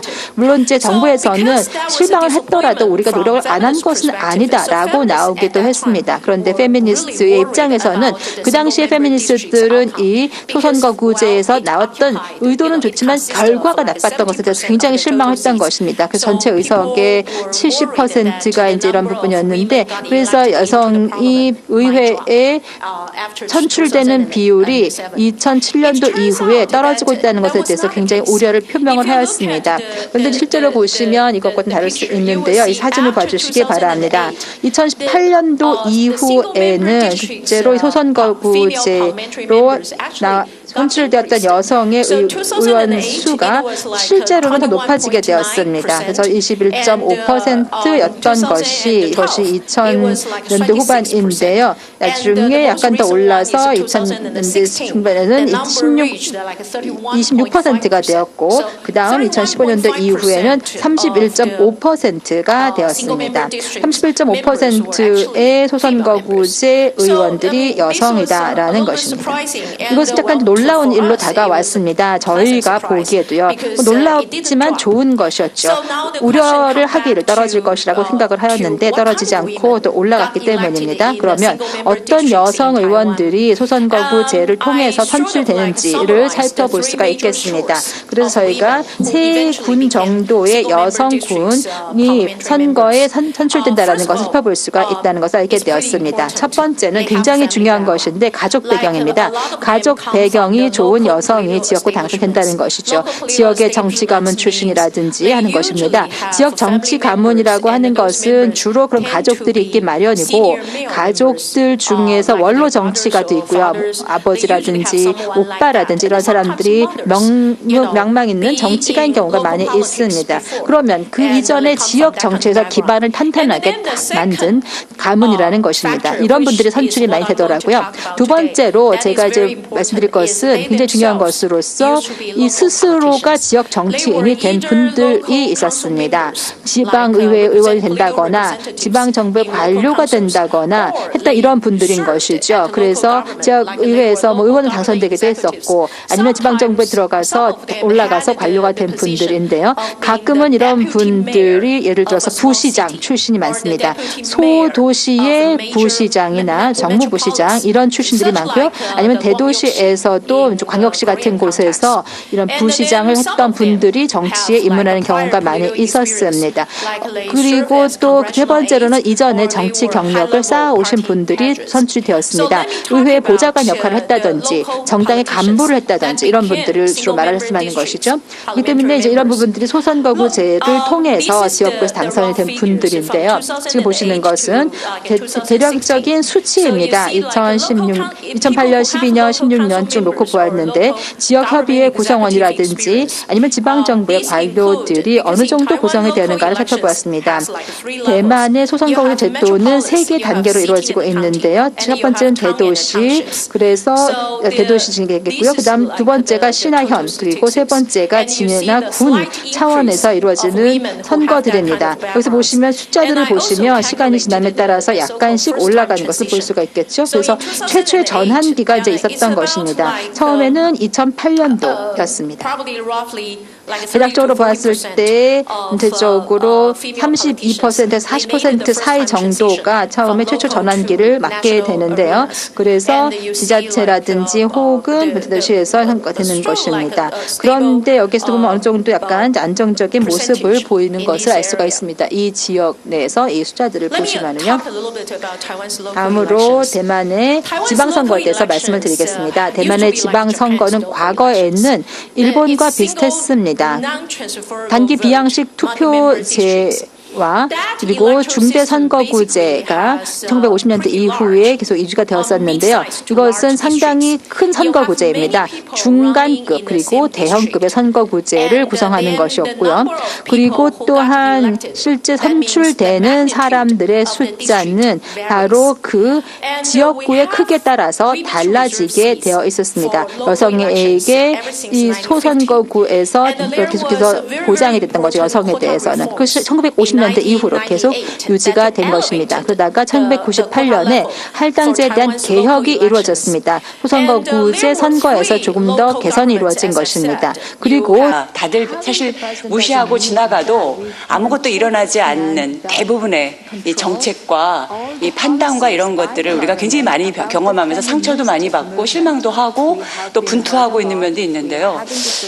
이번에 이제 뭐 미투 운동도 그렇고 이런 운동들이 발생하면 하면서 우리 사회가 이 변화한다라는 것들이 얼마나 이 많은 것들을 고민해야 되고 구체적인 어떤 목소리들의 귀를 기울여야 하는가에 대한 새로운 이 거의 혁명적인 그런 분위기가 이제 우리 사회에 일고 있는데 헌법이라는 것을 생각해 봤을 때 사실 헌법에서 지금 뭐 젠더 정치, 뭐 여성 대표성 이런 것들을 주로 고민하는 분들은 이것을 결정하는데 중요한 중요한 어떤 권력을 가지신 분들이 아닐 가능성이 상당히 높잖아요. 그래서 이 미투 운동과 관련해서 이런 어떤 뭐 지적 성폭력이라든가 조직 문화 변화 이런 것들이 물론 이루어지겠죠. 어느 정도는 이루어질 텐데 그것보다 그만큼의 큰 비중으로 이 가장 중요한 헌법의 틀에서부터 이런 정신들이 반영될 수 있게 하자라는 것이 이런 어떤 미투 운동의 목소리 속에 담겨 있는 것이다. 뭔가 이렇게 큰 틀에서부터 변화하지 않으면 그리고 그것이 정말 여성의 목소리와 이 소수자의 목소리들이 담겨지지 않으면 사실 변화하는 건 없다라는 그런 내용들이 여기에 담겨 있다라는 것을 우리가 다시 한번 확인해 봐야 되지 않는가. 너무 당연한 소리 같긴 합니다만 이게 피해자가 된다는 게 너무너무 어려운 일이거든요. 인생이 흔들리는 일이고 본인이 사실 이렇게 삶에서 강하게 자기 삶을 이끌어오지 못한 분들이 피해자가 되면 거의 산산조각 무너지고 그 외부의 어떤 시선과 막 소리와 이런 것들 막 요구와 그걸 정치로 이용하려는 사람들과 막 이런 것 속에서 자신을 이렇게 버텨내기가 힘든데 이렇게 막 피해자들이 엄청나게 나오고 있는 현실이 이런 생각은 전혀 아니었는데 그래서 이런 현실에 대해서 우리가 헌법부터 이렇게 왜 이래.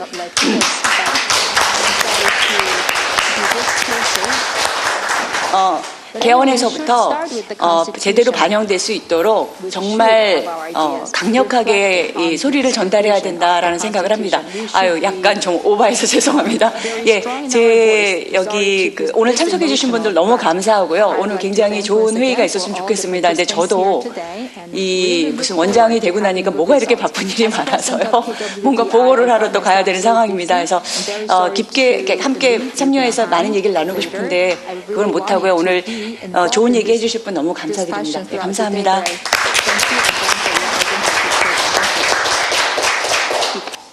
네, 일단 준비를 하고 있는 상황에서요. 제가 먼저 오늘 1부 세션 진행에 대해서 말씀을 드리겠습니다. 보다 넓은 능력군, 지금 제목이 나가고 있는데요. Larger Elizabeth Hall, 대만의 젠더 할당제와 지역구 여성 정치에 대한 발표를 듣도록 하겠습니다. 황창희 선생님의 프로필에 대해서는 여러분이 가지고 계시는 자료에 앞쪽에 영어, 한국어로 소개가 되어 있으니 그 부분을 참고해 주시기 바랍니다.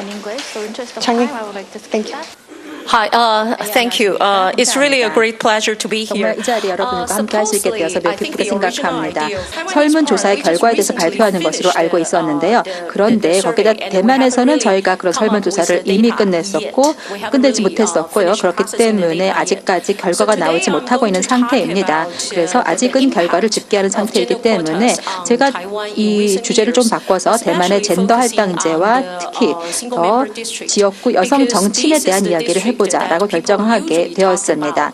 일반적으로 많은 분들이 이야기하고 있는 그런 어려운 점 중에서도 가장 어려운 점이라고 한다면 이 행에 있어서 이 할당제라고 얘기를 하고 있습니다. 그렇기 때문에 저는 오늘 어떻게 하면은 우리가 지역구 차원에서 젠더 할당제를 만들어서 그리고 또 전국적인 총선에서도 이것이 효과를 가질 수 있게끔 할 수 있을 것인가를 얘기해 보도록 하겠습니다. 제가 제목으로서 좀 더 이렇게 넓은 범위로 만들어서 보다 넓은 능력군이라는 제목을 적었는데요. 여성들이 보다 넓은 능력군이 될 수 있다라고 하는 의미에서 말씀을 드린 것입니다. 더 많은 인재들도 있고 그리고 또 더 많은 여성들이 앞으로 더 선출될 것이라고 믿고 있기 때문입니다. 일부 내용에서는 여러분들께서 일부는 제가 강의를 전에 했었던 곳에서 아마 작년 여름에 같은 방에서 했던 것 같은데 기억을 하실 것입니다. 그 내용과 오늘의 말씀드릴 내용이 좀 중복되긴 하지만 데이터가 좀 더 업그레이드 되어 있다라는 말씀을 드리면서 시작하도록 하겠습니다.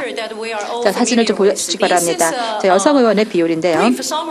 간단하게 이것을 요약해서 말씀을 드리면 동아시아의 대만, 한국, 일본 3개국을 비교하였을 때 초록색이 대만, 파란색이 한국 그리고 노란색이 일본입니다. 보시다시피 대만은 다른 두 개의 나라보다도 훨씬 더 높이 이 점이 올라가 있지요. 그래서 비율로 본 것입니다. 그래서 여성 의원의 비율을 보여준 것인데요. 1970년대부터 쭉 비교해보면 대만이 쭉 다른 나라보다 올라 있었습니다. 그리고 1970년대부터 대만의 상황에 대해서는 제가 잘 알고 있습니다만 거기에 대한 자세한 내용은 제가 오늘 말씀드릴 자리는 아니고요. 그렇지만 대만이 끊임없이 계속해서 일관성 있게 더 많은 여성들을 의회로 보냈던 그런 경력들을 가지고 있기 때문에 이 부분에서 우리가 이제는 젠더 할당제를 통해서 이것이 가능했다라는 말씀을 드리고 싶습니다. 대만의 지역구 선거와 그리고 또한 총선에서 과거의 독재 시대였던 경우에도 여성의 대표성이 높았다라고 하는 것은 적시할만한 것 같습니다. 그래서 여성의 정치 참여가 끊임없이 높아져 왔다, 그리고 높았었다라고 하는 말씀을 드릴 수 있겠습니다. 혹시 포인터 있으신가요? 예, 없으시면 하겠습니다. 자, 보시다시피 이 300을 비교했을 때는 대만이 단연 높습니다. 이 숫자로 놓고 보았을 때 그런데요. 특히 높아진 것이 2000년대 이후부터입니다. 그리고 또 이제 있었던 2000년도 이후인데요. 그래서 대만과 다른 한국과 일본 간 사이의 격차가 2000년대 이후로 더 넓어지게 되었습니다. 그 당시 그런 것 때문에 지금 현재 지역구에서 여성 의원이 선출되는 비율이 38%에 지금은 이루고 있습니다. 이러한 대만의 의회에서 보면 2005년도에 저희는 헌법에 대한 개정이 이루어졌습니다. 현재의 대만 선거구 제도는 소지역구 제도에다가 더하기 정당 명부 제도입니다. 이것은 한국이 얘기하고 있는 것과 거의 비슷한 내용이긴 하지만 또 3단계 행정구역이 있다라고 아까 말씀을 드렸는데 세계 수준이 바로 대도시와 시현과 진군 세 가지인데요.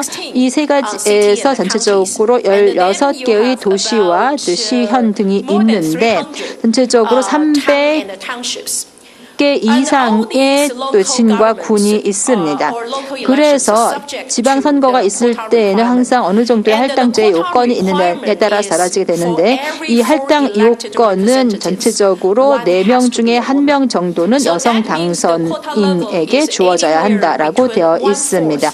그래서 전체적으로는 실제로 봤을 때 4분의 1에서 7분의 1까지 내려가긴 합니다. 왜 7분의 1까지 내려가냐면요.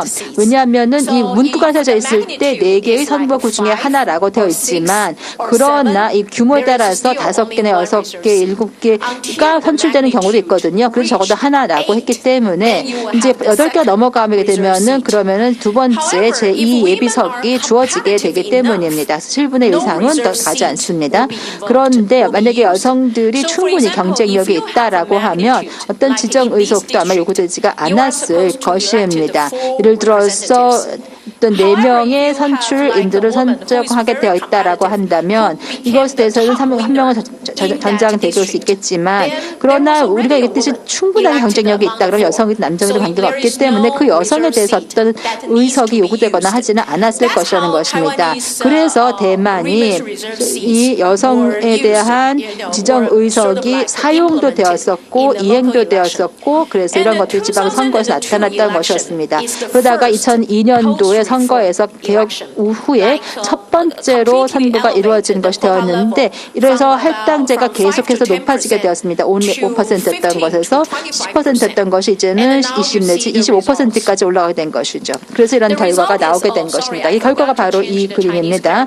제가 한자로 나와 있는 거를 바꿨어야 되는데 바꾸지 못했네요. 죄송합니다. 파란색 점은 후보자를 얘기하는 것입니다. 그리고 빨간색 점은 오렌지색이네요. 오렌지색 점은 선출된 사람을 얘기하는 것입니다. 그래서 2002년 이후에 굉장히 크게 높아진 것을 볼 수 있습니다. 후보자 숫자도 올라갔고 선출된 사람의 숫자도 크게 올라갔습니다. 2002년이 기점이 된 것이죠. 자, 이 숫자들은 평균 숫자입니다. 평균적으로 제가 얘기했던 세계 수준, 대도시, 시현, 진군 모두 얘기해서 평균을 내어 되었을 때에 전체적으로 25%, 30%까지 최근 다 올라간 것을 볼 수가 있습니다. 실제로 가장 높은 수준은 여성이 한 도시에서 대만에서 지금 현재 40%가 넘어간 경우도 있습니다. 그래서 이 선으로 계속해서 선거에 선출된 경우가 40% 넘는 것이죠. 대도시 같은 경우에 여성의 대표성이 그 위원회에서 40%까지 넘어간 경우도 있다라는 것입니다. 이미 선거는 두 번에 걸쳐서 이루어졌고 두 번 모두 다 그렇게 진행이 되었던 것입니다. 그렇기 때문에 정말 이게 영향이 크다라는 것을 알 수가 있죠. 그만큼 많이 쿼타 할당제가 올라갔고 그 결과가 크다라는 것을 알 수 있습니다. 지금 보시는 것이 굉장히 중요한 숫자들인데요. 이렇게 할당이 높아지면 높아질수록 실제로 보시면은 이제 그 지정 의석을 이용하는 것이 줄어든다라는 것을 알 수 있습니다. 할당을 올렸는데 할당은 실제로 올라갔는데 경쟁력이 있는 여성들이 선거에 나가서 진출을 하게 되기 때문에 실제로 지정돼야 할 의석은 그만큼 많이 필요가 없다라는 것입니다. 그만큼 경쟁력이 있기 때문이지요. 그래서 이것을 한 단계 정도 나누어서 볼 것 같으면은 그리고 이제 숫자를 한번 쭉 보시면은요. 지금 보시는 것이 바로 이제 지정된 의석의 숫자인데요. 전체의 의석 중에서요. 자, 지정 의석을 사용한 비율입니다. 보시면은 전체 합계가 있고 그다음에 여성이 이렇게 있는데요. 2002년도를 보시겠습니다. 그다음에 2014년도 쭉 제일 밑에 있죠. 보시면 이 비교를 해보시기 바랍니다. 이 선거 후에 나오는 숫자들인데 이 영향이 굉장히 크다라는 것을 알 수가 있습니다. 여성 중에서 지정 의석을 통해서 선출된 여성의 숫자는 이제는 굉장히 적습니다. 특히 대도시는 그렇죠. 거의 없다라고 보셔도 무방합니다. 대도시에서는 여성의 지정 의석을 통해서 선출됐다는 것이 별로 없다는 것이죠. 그런데 이것이 시현으로 내려가거나 진군으로 내려가게 되면 좀 분명하게 보입니다. 그만큼 많이 떨어진 것을 알 수가 있습니다. 대도시는 원래부터 별로 이용하지 않았지만 시현이나 진군에서는 2002년도에는 숫자가 높아졌지만 2014년을 놓고 보면 굉장히 많이 떨어진 겁니다. 즉 시현에서는 여성이 전체에서 지정 의석을 사용했던 비율이 16%였던 것이 2014년도에는 0.06%가 되었고요. 최근에 있었던 선거에서 보여진 것이죠. 즉 거의 0에 가깝습니다. 0에 가깝다는 것은 어느 여성도 지정 의석을 사용해서 선출되지 않았다라는 것입니다. 즉 여성이 선출됐다 이것은 그만큼 경쟁력이 있다라는 뜻이라는 것입니다. 지정 의석이 있기는 있지만 쓰이지 않았다라는 것이죠. 왜냐하면 지정 의석이라고 하는 것이 실제로 오히려 감소되는 효과를 가져왔던 것입니다. 이런 부분에 대해서 우리가 굉장히 많이 얘기를 하고 있는데요. 그럼 지정 의석제를 통해서 지방선거에서 선출된 사람은 사실 누구인가 한번 볼 수 있겠습니다. 2년 전에 제가 동료들과 함께 논문을 발표한 바가 있었는데요. 대만의 데이터를 활용을 해서 지정 의석제를 사용을 해서 선출된 여성이 누구인가라고 살펴보았더니 이것은 거의 남성과 동등한 자격을 갖춘 그리고 또한 능력을 갖춘 사람들이라는 것을 알 수가 있었습니다. 그래서 남성과 동등하거나 남성보다 더 나은 능력을 겸비한 여성이 지정 의석제를 사용한 것이죠. 그렇지만 이 할당제 유인 효과로 인해서 할당제가 지정 의석을 사용하지 않게 되는 효과를 가지고 있게 되었는데 그렇기 때문에 여성이 실제 능력이 있으면 훨씬 더 선출될 수 있는 가능성이 높아지게 되는 것인데요. 이런 경쟁력에 대해서 더 높아지게 되면 그만큼 선출될 가능성이 높아지게 되는 것이죠. 그리고 2000년에서 2010년도 사이에 지정 의석으로 선출된 여성이 300명이 있었는데 그중에서 185명이 현직 의원이었습니다.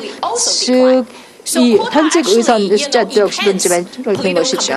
그래서 이 경쟁력이라고 하는 것이 매우 중요하다는 것을 알게 되었습니다. 그리고 2014년도에 최근 선거가 있었는데요. 34명의 지정 의석에 선출된 여성들 중에서 17명, 즉 50%가 현직 의원이었습니다. 그래서 17명의 현직 중 6명이 남성 현직을 대체했는데요. 이것도 역시 많이 떨어진 것이죠. 그래서 현직을 대체했다라고 하는 것이 35%였습니다. 서로 다른 종류의 효과인 것입니다. 이것은 그 여성 정치 활동보다 좀 진일보한 그런 활동을 만들어가기 위해서 굉장히 노력했었습니다.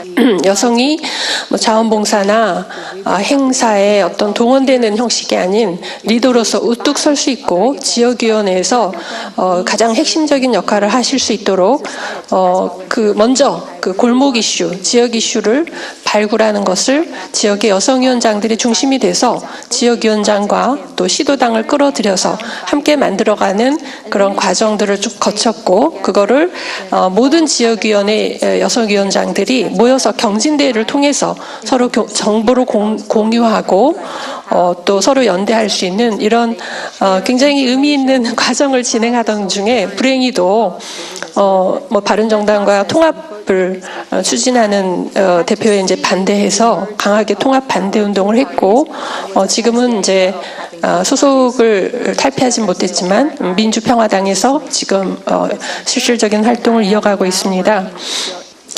저는 우리가 연대해야 한다고 생각합니다. 우리끼리도 연대하지만 사실 차별의 모든 주체들이 연대해야 된다고 생각합니다.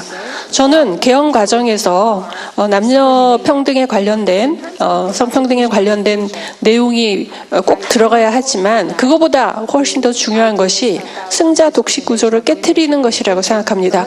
그 승자 최고위층에 있는 그 승자 독식 구조는 모든 기업, 모든 사회, 모든 정치, 모든 경제에 다 뿌리 박아서 그게 반복적으로 재생산이 되는 것입니다. 그래서 그 근본적인 승자 독식 구조를 깨트리고 모든 차별과 모든 배제와 모든 소외를 함께 없애는 방식으로 접근해야만 우리가 이 문제를 근본적으로 해결할 수 있다. 그러니까 비타민의 A, B, C, D에서 어느 하나만 확 부족해도 나머지가 아무런 의미가 없다는 거 아닙니까? 그래서 어떤 차별이라도 하나가 남아 있으면 저는 전체 차별이 해소되지 않는다. 그래서 가장 중심적인 차별, 주변적인 차별 할 것 없이 우리가 차별에 관한 한 광범위하게 연대를 하고 또 끝까지 연대해야 한다. 이렇게 생각하고 오늘 우리 이제 정말 대한민국에 그리고 세계 여러 곳에서 여성 문제에 관련해서 정말 오랫동안 고민해 오셨던 분들이 다 그 선수들이 다 모였다고 생각합니다. 그래서 오늘 하루 종일 하는 과정을 통해서 정말 의미 있는 진전이 이루어지고 그것이 성과로 이루어질 수 있도록 구체적인 성과로 나타날 수 있도록 여기에 있는 또 정치인들도 한 몫을 하겠다 이렇게 다짐하면서 제 말씀 가름합니다. 감사합니다. 좋은 말씀 잘 들었습니다.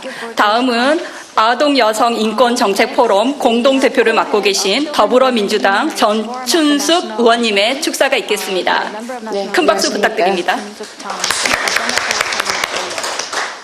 네, 반갑습니다. 국회 아동 여성 인권 정책 포럼 공동 대표 정춘숙 의원입니다. 오늘 개헌과 여성 대표성 젠더 정치 공학이라고 하는 제목의 심도 있는 토론회를 준비해 주신 모든 분들께 감사드립니다. 그리고 오늘 토론과 발제를 맡아주시는 또 다른 나라의 여러 가지 구체적인 사례를 소개해 주실 분들께도 감사드립니다. 저는 지금 이제 헌법 개정 지금 작년 1월부터 6월까지는 헌법 개정 특별위원회 위원이었고요. 작년 6월부터 12월까지는 정치개혁특별위원회 위원이었습니다. 지금은 헌법 및 정치개혁특별위원회 위원으로 헌법 개정과 선거제도 개혁에 관한 논의를 하고 있습니다. 작년 초만 해도 사실 헌법 개정에 대한 국회의원이나 국민적인 관심이 있었습니다. 30년 만에 헌법 개정이었고 또 새로운 시대에 걸맞는 헌법을 만들자라고 하는 논의가 그리고 열정이 굉장히 많이 있었다면 현재의 헌법 개정과 관련된 논의는 굉장히 정치적인 이유로 여러 가지 사용되기도 하고 또 버려지기도 하는 이런 상황에 이르고 있습니다. 매우 안타깝게 생각을 하고요. 그러나 헌법이 사실은 우리 사회의 인식과 제도를 구체적으로 담아내는 기본 틀이기 때문에 계속적으로 우리가 관심을 갖고 이야기해야 된다고 생각을 합니다. 제가 인상 깊게 본 것은 지금 나중에 이제 많이 소개해 주시겠습니다만 프랑스나 혹은 멕시코와 같은 경우가 구체적으로 헌법 개정을 통해서 남녀동수를 명시하기도 하고 혹은 선거 후보 명부 작성 시에 남녀동수 규칙을 지키도록 한다든지 이런 구체적인 헌법 개정을 통해서 여성의 대표성을 확대하는 이런 일들을 했다고 생각을 합니다. 지금 우리 사회에서 발생하고 있는 수많은 미투 운동들은 바로 이런 힘의 엄청난 차이로부터 발생하는 것이기 때문에 헌법 개정을 통한 여성들이 우리 사회의 진정한 주체로서 설 수 있는 이런 일들을 우리가 마련해야 된다고 생각을 합니다. 오늘 이 토론회에 굉장히 많은 기대를 갖고 있고요. 또 우리가 서로 배우는 그런 자리가 되었으면 좋겠습니다. 그래서 제가 끝까지 같이 있지 못하고 사실은 인사 말씀만 드리고 가야 됩니다. 너무 죄송한데요. 지금 국회 본청에서 헌법 개정 및 헌법 및 정치개혁 특별위원회 회의가 지금 열리고 있습니다. 제가 거기 위원이어서 말씀드리고 갔다가 또 오도록 하겠습니다. 거기서 또 우리의 의견을 얘기해야 되는 관계로 조금 양해해 주시기 바라고요. 오늘 좋은 토론 기대하겠습니다. 앞으로 저도 헌법 및 정치개혁 특별위원회 위원으로서 좋은 결과 맺을 수 있도록 최선을 다해서 노력하도록 하겠습니다. 감사합니다. 좋은 말씀 잘 들었습니다. 다음은 이번 행사를 공동 주최하고 계신 권인숙 한국여성정책연구원장님의 환영 말씀을 듣도록 하겠습니다. 큰 박수 부탁드립니다. 사실 어제 우리가 거의 그 핵폭탄급의 충격을 받아서 그 연장선에서 사실 이거를 하고 있어서 그 의미를 잠깐 좀 생각해 봤습니다. 사실 저희가 이제 페미니스트 대통령을 선언하신 대통령을 선출했지만 막상 현실의 구체적인 레벨에서 들어가 보면 젠더 정치나 이런 것들이 반영되고 그 의식이나 의미나 이런 것들이 구체적으로 실현되는 거는 참 확인하기가 어렵습니다. 그리고 2부에서는 지금 한국에서 개헌 문제로 여러 가지 논의가 진행되고 있는데요. 우리보다 먼저 앞서서 정치 각국 공직에 있어서의 동수를 달성한 각 나라들의 사례를 살펴보고 앞으로 우리 개헌에 어떤 식으로 참고사항이 될 수 있는지를 점검해보는 그런 자리를 마련했습니다. 사실 오늘 우리가 제가 굉장히 기쁜 코멘트를 많이 준비했었는데요. 어제 저녁에 있었던 사건 때문에 오늘 그 코멘트를 전부 생략하고 굉장히 참담한 마음으로 사실 오늘 심포지엄을 열게 되었다는 말씀을 드리겠습니다. 어제 있었던 그 유력 진보 정치인의 성폭력 사건은 오늘 우리가 열고자 하는 이 심포지엄의 주제와도 굉장히 깊은 관련이 있는 것 같습니다. 쉽게 말해서 아주 오랫동안 한국이 민주화를 이루었지만 20-30년 동안 그 남성에게 권력이 집중되어 있을 적에 결국 어떤 일이 발생할 수 있는지, 정권 교체가 일어나도 여성들이 진정한 젠더 평등을 이룰 수 없었던 그 많은 문제들을 한꺼번에 표출시킨 그런 문제라고 생각됩니다. 오늘 1, 2부를 거쳐서 동아시아 3개국뿐 아니라 남녀 동수를 이룬 남녀 동수의 헌법을 이루어낸 다른 나라의 케이스를 보면서 앞으로 우리나라가 어떤 식으로 좀 더 젠더 평등한 그런 나라를 만들어 갈 수 있는지 그런 것을 논의할 수 있는 뜻깊은 자리가 되기를 바라는 마음으로 오늘 개회사를 마치겠습니다. 감사합니다. 오늘 행사를 공동 주최해주고 계신 국회 여성가족위원회 남인순 위원장님의 축사가 있겠습니다. 큰 박수 부탁드립니다.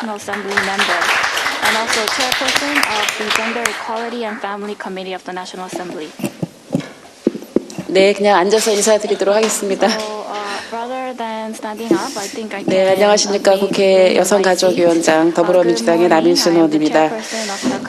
저도 어젯밤에 잠을 못 자갖고 지금 굉장히 몸이 막 아픕니다, 사실은. 근데 오늘 또 굉장히 뜻깊은 저희가 오랫동안 준비해왔던 행사를 이제 하는 자리라서 정말 의미가 큰 행사인 것 같습니다. 38 세계 여성의 날을 맞이해서 개헌과 여성 대표성, 젠더 정치의 동학이라는 주제로 토론회를 개최하게 돼서 매우 뜻깊고 기쁘게 생각을 합니다. 함께 주최해 주신 우리 박주연 의원님, 그리고 국회 아동여성인권정책포럼의 공동대표이신 정춘숙 의원님, 그리고 한국여성정책연구원 권인숙 원장님, 국회 입법조사처의 이내영 차장님께 감사를 드립니다. 그리고 이번 토론회를 실질적으로 주최해 주고 계시는 한국연구재단의 일본 공동연구팀, 또 젠더정치연구소 여세연, 또 일본 오차노미즈 여자대학교 젠더 젠더 연구소에 정말 깊이 감사를 드립니다. 지금 이제 대한민국에서는 30년 만에 헌법 개정 논의가 진행되고 있는 것이 굉장히 고무적이고 이번에 10차 개헌이 있기 때문에 여기에서 뭔가 이번에는 기본권에 대한 보장이 보다 진일보하기를 기대를 하고 있습니다. 특히 성평등 실현에 대해서 매우 미흡한 상황이기 때문에 이번 헌법 개정에 이것이 충실히 반영돼야 된다라고 하는 그런 공감대가 이미 있어 왔습니다. 무엇보다도 실질적인 성평등 보장의 핵심 사안으로서 그 정치 영역에서의 여성과 남성의 동등한 대표성이 반드시 이번에 개헌안에 포함이 돼야 된다고 생각을 합니다. 이미 프랑스나 대만이나 멕시코의 사례에서 보듯이 헌법적 차원에서의 남녀의 동등권 보장은 이미 하위 법의 차원이 아니라 헌법 수준에서 이미 명기가 되어 있기 때문에 이 점이 오늘 아마 이 토론회에서 굉장히 핵심적인 내용이라고 생각하고 이번에 대한민국의 그 개헌 과정에서도 반드시 이 내용이 포함이 돼야 된다고 생각을 합니다. 발표를 지난번에도 정말 해주셔서 굉장히 좋은 사례를 들었었는데요. 우리 국립대만대학교의 황창린 교수님 너무 감사를 드리고요. 그리고 그 미우라 마리 일본 소피아 대학 교수님 그리고 이진옥 서강대학교 사회과학연구소 책임연구원님 황아란 부산대학교 교수님 또 제니퍼 M 피스코포 미국 옥시텐델 대학교의 조 교수님 또 김민정 서울시립대학교 교수님 또 JKF 스틸 일본 동경대학교의 조 교수님 그리고 박선영 한국여성정책연구원 선임연구원님, 또 권수연 경상대학교 여성연구소 선임연구원님, 그리고 오늘 자장을 맡아주시는 김문주 소장님, 또 이정재 입법조사처 입법조사연구관님, 또 윤지소 여성정책연구원 부연구위원님, 또 강경희 제주대학교 교수님, 또 김은경 세종리서치개발원의 원장님, 이런 토론자들한테 감사를 정말 드리고요. 예, 자장은 우리 그 신경 교수님이 하시네요. 예, 다시 한번 감사를 드립니다. 오늘 그 저희가 이제는 여성 대표성 30%를 넘어서 남녀 동수로 나가는 것을 다시 한번 확인하고 천명하는 그런 자리가 될 것이라고 생각하고요. 정말 이 연구가 굉장히 소중하다고 생각합니다. 그래서 1, 2부로 이 나눠지는 이 연구의 내용들이 대한민국 정치에 반드시 이번에 반영될 수 있도록 저도 국회에서 최선의 노력을 다하도록 하겠습니다. 예, 마지막으로 여러분들의 건강과 평화를 기원합니다. 감사합니다. 좋은 말씀 잘 들었습니다. 다음은 박주현 국회의원님의 축사가 있겠습니다. 예, 오늘 저는 박주현 의원입니다. 오늘 개헌과 여성 대표성, 젠더 정치의 동학이라는 아주 심도 있고 또 실질적인 의미 있는 이런 행사를 제가 공동 주최할 수 있게 돼서 매우 영광입니다. 지금 한국에서는 미투 운동이 가열차게 벌어지고 있습니다. 사실 미투 운동의 우리 가장 선배는 위안부 피해자 할머니들이라고 생각합니다. 그분들의 이제 용기, 이것들이 지금 한국에서 저는 제2의 탄핵 운동이라고 생각을 합니다. 이 오랜 동안 정말 쌓여왔던 적폐를 하나하나 청산하는 과정이고, 그 이제 우리 외국에서도 많은 분들이 오셨는데 아마 계시는 동안 이 한국 사회가 얼마나 역동적으로 다이나믹하게 진행되는지를 보실 수 있으리라고 기대합니다. 저는 국민의당에서 여성위원장으로 당선이 돼서 기존의